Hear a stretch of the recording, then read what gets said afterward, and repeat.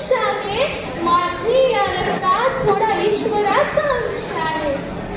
लोक म्हणतात माणूस सोन्यासारखे असावे, पण मी म्हणते माणसाने सोन्यासारखे नसावे. कारण सोनं फक्त हातात राहतं, सोनं फक्त गळ्यात राहतं, सोनं फक्त बंद पडलेल्या त्या तिजोरीत राहतं. म्हणून माणसाने व्हायचे असेल तर परिसासारखे व्हावे, जिथे जावे त्याचे सोने करावे.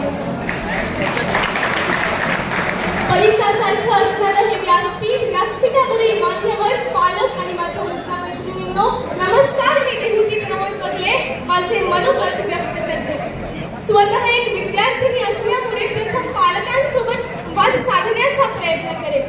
सुप्रसिद्ध लेखक राजीव तांबे असे म्हणतात की तुम्ही मुलांवर फक्त प्रेम करा, मुले तुमच्याशी मैत्री करतील. तुम्ही मुलांवर फक्त विश्वास ठेवा, मुले तुम्हाला त्यांच्यासोबत मोठे करतील.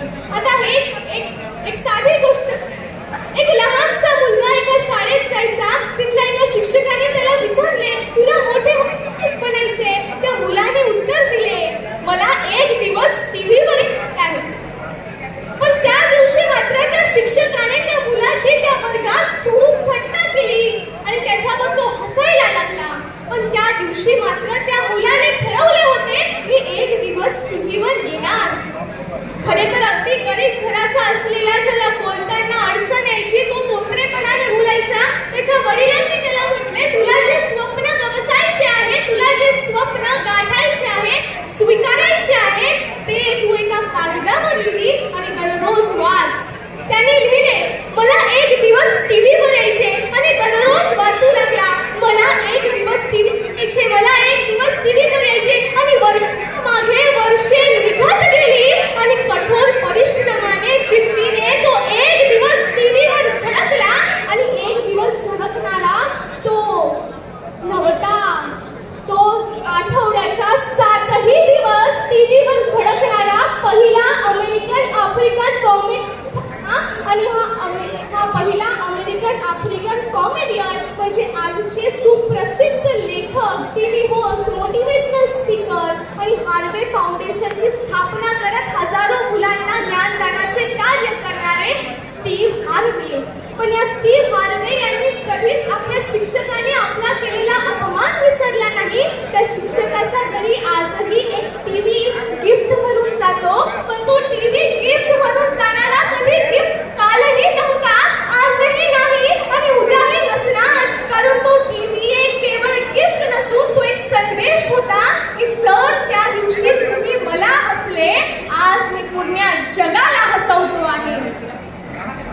मित्रांनो, ही कथा आपल्याला शिकवते की तुम्ही तुमचे स्वप्न स्वतः ठरवा, त्यावर मेहनत करा आणि यश तुमच्या डोळ्यासमोर उभं राहील. ही कथा आहे अशक्य वाटणाऱ्या त्या स्वप्नाची, जी सत्यात उतरली. कारण स्टीव्हवर विश्वास होता, कारण स्टीव्हच्या पालकांनी त्याला प्रेरित केले होते. म्हणून सर्व पालकांना एकच विनंती की तुम्ही तुमच्या मुलांना त्यांचे करिअर निवडण्यासाठी, आपले स्वप्न गवसण्यासाठी पंख द्या.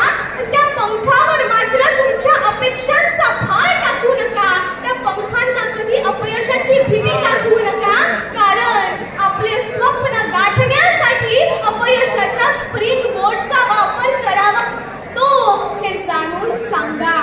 मित्रहो, खरे पाहता अभ्यास म्हणजे केवळ पाठांतर नसून अभ्यास म्हणजे सायास म्हणजे प्रयत्न, प्रयत्न म्हणजे प्रयास आणि प्रयास म्हणजे सातत्य. कोणतीही गोष्ट साध्य करण्यासाठी केलेला प्रयत्न म्हणजे अभ्यास. आणि हा अभ्यास केवळ एका मार्गातून नसून विविध मार्गातून केला जातो आणि या मार्गाचा उपयोग म्हणजे खरे पाहता अभ्यास. आणि या अभ्यासाच्या बळावर आपण असाध्य गोष्टी साध्य करू शकतो.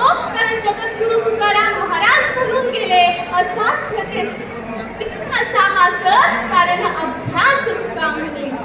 आजकाल लोक म्हणतात, आजकालचे युवक युवती मोबाईलच्या आहारी गेले आहेत, व्यसनाधीन झाले आहेत. त्यांना त्यांच्या परिस्थितीची, पालकांच्या कष्टाची जाणीव राहिलेली नाही. अशा असंख्य विचारांना आज आम्हाला तुम्हाला खोडून काढायचे आहे आणि जगाला दाखवायचे आहे. व यासाठी जगद्गुरु तुकाराम महाराज, बरं झालं तेव्हा पूर्वी जगद्गुरु तुकाराम महाराज शिवाजी महाराजांना आपण आज आणले पाहिजे.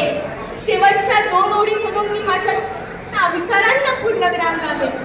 नजर को बदलो अरे बदल जाते हैं, सोच को बदलो सितारे बदल जाते हैं, कश्तियां बदलने की जरूरत नहीं, दिशा को बदलो किनारे बदल जाते हैं, दिशा को बदलो किनारे बदल जाते हैं.